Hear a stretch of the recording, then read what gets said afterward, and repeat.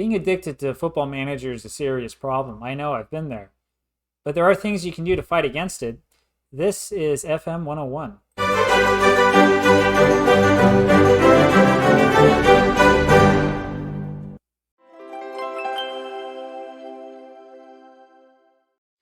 Football Manager is an addicting game. Let's face it, it's the sort of game that can really hold your attention and stop you from doing anything else in life. Now, you can play the game the way that you want to play it, but I have a couple of bits of advice here for you to try to make the game a little bit less addictive. In particular, we want to try to get ourselves away from that Skinner box that Sports Interactive has created for us. And so here we have 5 tips, 5 ways to make Football Manager less addicting. Tip number 1 is don't sweat the tactics. Now, I know that I'm probably not the best person in the world to give you tactical advice, considering what my team's playing like right now. The truth is, though, that a lot of time and a lot of energy is wasted on looking around at different tactics, on trying a little bit of this and trying a little bit of that, on trying to search around for any sort of help you can get, and on this real stubborn attitude that many of us have that it's evil or immoral or awful to use downloaded tactics. Not necessarily, and sometimes you can do yourself a favor by making the tactical part of the game a little bit easier. All right, let's talk a little bit about tactics here, right? So here we are as Ingolstadt. We have awful form. We keep losing. We keep drawing. We should be winning more games. The tactic's the problem, right? Well, not necessarily. Look, there's a lot of stuff you can do to fiddle around with your tactic, right? You can sit around and play with this. You can say, well, maybe I don't want the left side to have an attack up here. I want the right side instead. Maybe I don't like having, support and attack and then support and attack like this. Maybe I want both of these guys up front to be attacking, both these guys to be supporting. Yeah, I mean, you can play around with stuff like that. Oh, I don't want the Mazzala to be an attacking role. I want him to be on a support role or whatever for whatever random reason it is. The truth is, though, if you spend a lot of time looking at this stuff and a lot of time messing around, trying this and trying that, you're going to end up getting hooked. You're going to end up spending tons of your time in the game making incremental changes that maybe might not really be your problem, right? So part of our problem here is scoring goals. One reason why we have a hard time scoring goals is because the players we have are not really that great, right? I can't see a star rating, so I'm not cheating. But, we see here that we have a couple of problems with this. He's not convincing at his long shots. He's not really adapting to the core group of the squad, which is a problem because guys are trying to pass the ball to him and they don't really trust him. They don't want to give it to him. He's not part of the team. Okay, well, let's look at our other striker here. Fabian Luzzi, who we absolutely love and who has that great name.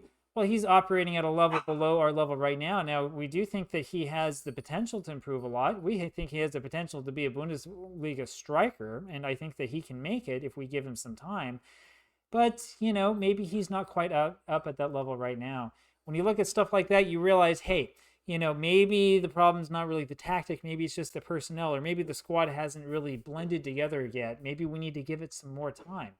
Now, if you want to create a new tactic, guess what happens? You come here and the game will tell you, hey, you should have, a wing play tactic. And once you click on that, it will allow you to choose a formation directly.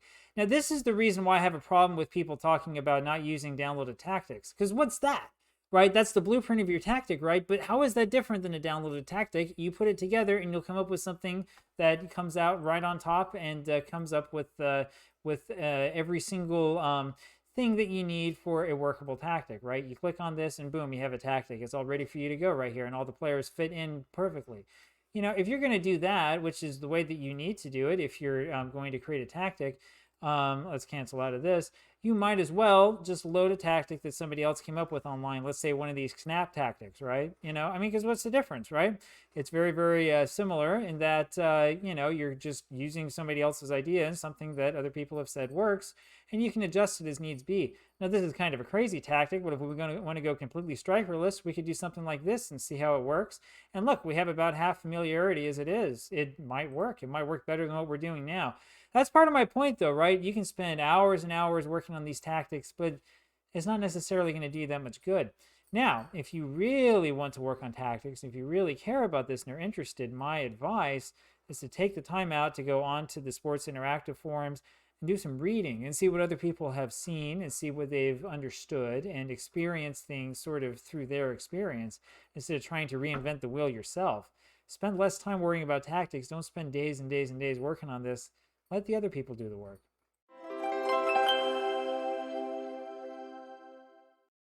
Tip number 2 is to avoid that scouting fear of missing out. This is one of the things I fall prey to a lot. What happens is in the game, you'll see a player that you really, really want to get, and you'll just spend your in-game money and get him. And what happens is you start to get multiple players at the same position, and you start spending all of your time looking at different spreadsheets and different scouting reports instead of letting your scouts do their job and waiting a little bit. So let's look in and see what we can figure out. All right, here's a good example of scouting FOMO, how that fear of missing out can completely destroy you and make you go crazy. So we're not in the transfer window right now, and scouting has finished on this random player. And I'm looking at Bretones, and I'm thinking, oh, wow, he'd be a terrific signing for the future. The scouts really like him. Maybe we should sign him. Well, we don't really need another player at left back, and when I'm looking at who he is and how he plays, I see that there are some problems. Doesn't enjoy big matches is a big X on my list. Balanced and normal personality shows up here as a good thing, but it's actually kind of a negative. Look, you don't want scouting to completely dominate this game, and it can if you're not careful. If you get into here and you're looking for, players in range, and you're saying, I want to see every single one of these, 66,000 players. I want to go do a new search for all the players who are out of contract, who are free agents and so on, and I'm just going to bring them on. You're going to spend tons and tons of time on this. I did that before. I'll show you what I would do. I would go here and I would say contract status unattached. And we look at all these players. Okay, we don't want the old guys, so we sort by age. Oh, look, here's a bunch of young players who are interested in a transfer. We're going to bring all of these guys in on loan, and we'll see who's good and who's not, and then we'll sign who we want, and we won't sign who we don't want. The problem with doing it that way is it takes a lot of time, and then you spend all of your time sorting through the spreadsheet, and you spend all of your time looking at this player or that player. Why not just let the scouts do the scouting for you, right? So you can go over here to your scouted players list.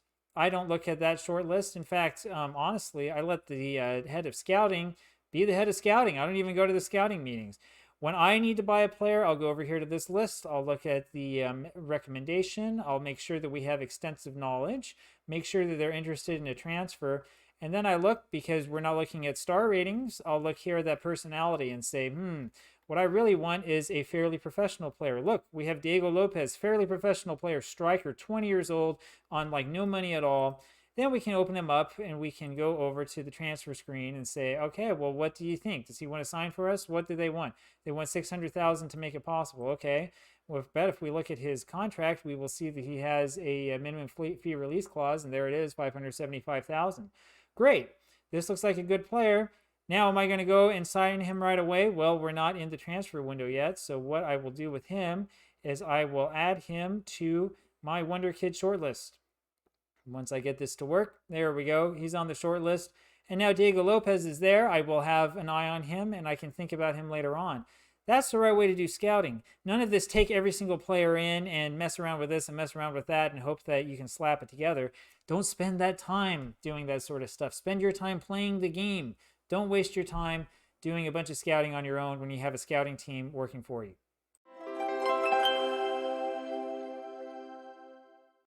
Tip number 3 is a real pet peeve of mine. You got to stop micromanaging your staff. The first thing that you want to do once you get into save is look at the staff and get rid of all the coaches and all the medical people and stuff that are no good, right? Don't do it. Especially if you have a technical director, let him do all that work. Why are you going to spend all of your time worrying about who the coach is for your reserve team or who whatever the performance analyst is for your youth team? It's ridiculous. You don't need to spend your time doing that, and I'll show you a better way. All right, now we're getting into what is my least favorite aspect of the game, which is all the stuff you have to do with the staff. I'll be honest with you, I hate doing this. I hate looking at it and being like, oh, well, this staff member is marginally better than that one in this category, but why won't he sign to this wage? And, oh, I have a staffing shortlist, and so I hear about it all the time when this guy's hired by this team or that team. No more of this. We're not doing this anymore. I'll show you how I do it, right? So we go over to our responsibilities. We look at staff, right? As soon as this opens up, here it comes, right? I'm going to handle our team selection, obviously. I don't trust anybody else to do it. I do have a director of football and a technical director here, and I'll hire and fire them. Honestly, I'm just going to stay with the same guys, do the same thing with the loan manager, even the chief scout. To be honest with you, though, I would rather give this over to the technical director, and you can do that, right? You can say, "Oh, okay, well, we'll let Malte take care of this." Honestly, though, I don't really want him to do that. He has more enough on his hands right now, so we let Hubert go ahead and handle it. You take care of this. Even the manager, I don't really care about the second team or the youth manager, about the second team manager. Honestly, that really shouldn't be my job. That should be somebody else's job. I'm here to manage the football team. I'm not here to do all this weird scouting stuff and look at these attributes and ask myself, is it really better to have this kind of sports scientist or that kind of physio, right? There are some things I'd recommend keeping for yourself, right? Like I said, the director of football, technical director, anybody who has hiring and firing authority, maybe you should hold that for yourself. I don't know, though. Maybe instead I'll let Peter take care of that. And with this as well, hey, maybe we'll ask Peter to take care of that as well, right? Might as well, because I don't want to spend too much time with that. The one I wouldn't do this with is the head of youth development, and the reason why, as you probably are already aware of, is that head of youth development is really a key role. We want somebody who is a model citizen, no matter what. I can't see his attributes. I don't know what he's like. I don't know what he's not like. I know that, oh, well, maybe because he's interested in 4-4-2, I'm going to get some players I can't use. I mean, whatever. Who cares? What I care about is model citizen. That's really the only thing I care about. If he can get me players with good personality and good professionalism, then we have something going. The rest of the scouting, to be honest with you, or the rest of the staff, to be honest with you, I really don't care. I don't care one way or another. I don't care that much about how technically good or technically bad our scouts are, or how good the loan manager is at negotiating deals or whatever. This is all Skinner box stuff. When you get deep into the game, you'll realize that has a very, very marginal impact on how you play the game. You don't need to spend so much time worrying about it.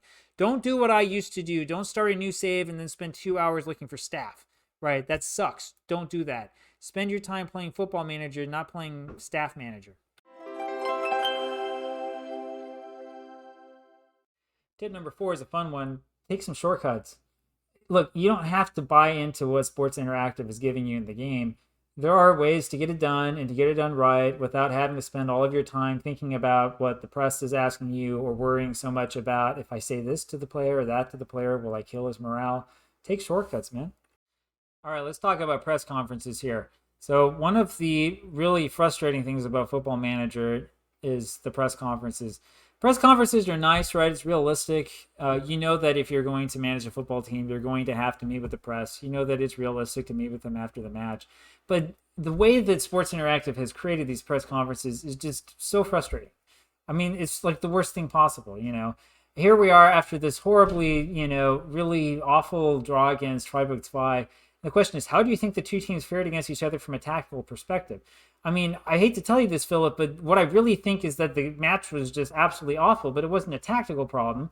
I think the problem with the match is that our players suck, right? They don't want to play. They don't want to do what they're supposed to do, and I really want to go and fine everybody. But look, that's not an option here. I found it fascinating. There's plenty I can take away and learn from. I can learn anything from the tactics in that match other than that the Dritte Bundesliga has a bunch of players who can't score.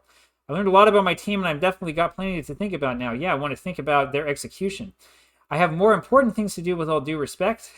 You choose that and they'll get upset. Sometimes they'll ask you the same question again.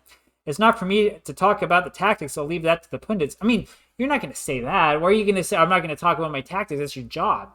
And then the last, I didn't think it provided very much of note to talk about, but the pseudo-analysts out there will probably write lengthy analysts about it, and good luck to them. I mean, whatever.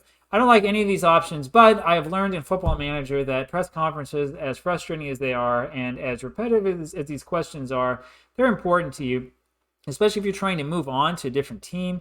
You really, really need to take these seriously. So the way that we take them seriously is we use the old trick. It's worked for years now. Stolberg's in this game. We go 1-2, second from the left, and we choose that. You're under significant pressure, blah, blah, blah, blah, blah, blah, blah. I think we just about edged it. Look, it was a 2-2 match. Who cares if we were under pressure? Choose the same thing. And look, nobody's upset with me. Neutral and expressionless. Well, over time, this will improve.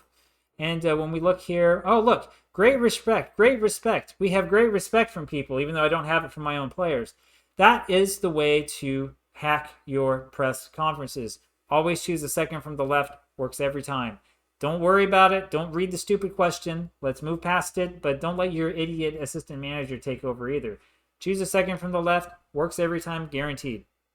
All right, I've got a little bit more of advice here for you. So you always see this training week in review screen come up, and I've seen some people who talk about, oh, you should go through your entire training screen, praise everybody who got like a 7 or above, and then criticize everybody who got too low and stuff like that. I mean, yeah, you can do that. We do like to put pat a guy on the head who's doing well. His morale goes up slightly. He'll have a slightly closer relationship with you. You can do that for all these players. You right click, interact, speak about, praise player, praise training. You did a good job, Lechner, blah, blah, blah. I mean, yeah, you can go through and you can do this for everybody, but the truth is you need to pay more attention to who the players are that are training poorly and try to figure out why. Usually, you'll see really one of two things or three things. First of all, you'll get guys who were just injured. That's the case for Kabadai and for Kopax. Kopax was out like forever. These guys who were just injured, yeah, they're probably not going to be training very well. In some other cases, you're going to see guys who have problems because they don't want to be here, right? Actually, none of these guys were on our first team squad earlier. That's because it's the under 19s. But when you're seeing guys who are constantly getting poor training ratings, really, this is a sign that you should probably get rid of the player and probably sell him. They're not at the right level. They have big injury problems. In many of these other cases, they're actually players who have a lack of consistency. And underlying this is, I believe and theorize, a lack of professionalism. In some other cases, you will also see guys who have poor morale for one reason or another, and that's the reason why they're not training well. I mean, yeah, go ahead and say good things to the guys who did a good job with training and let them know that you love them and stuff.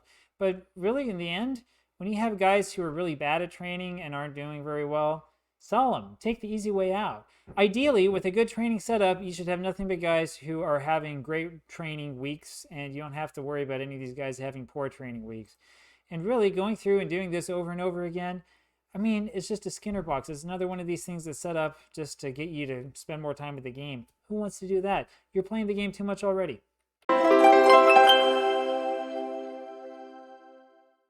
The final tip, number 5, and the one that we don't want to hear but really should hear, is to limit your gameplay. Look, Football Manager is fun, but you really shouldn't be playing it for 8 hours a day. You really shouldn't be going through a full season in like a week or less. I mean, there are other things to do in life, such as read about Football Manager or watch other people play the game or doing stuff like that. You're only going to get frustrated and you're only going to feel upset if you try to play the game like your life depends on it and like you're trying to beat some sort of record or you're trying to impress other people. The way that I've got this set up and my policy from now on as I play is to play a single match a day, do all of the little things you have to do in between matches. If there's a transfer deadline that's approaching or there's something else that requires my attention in game, I'll find the time and sit down and do it. But I'm not going to let myself play for more than that.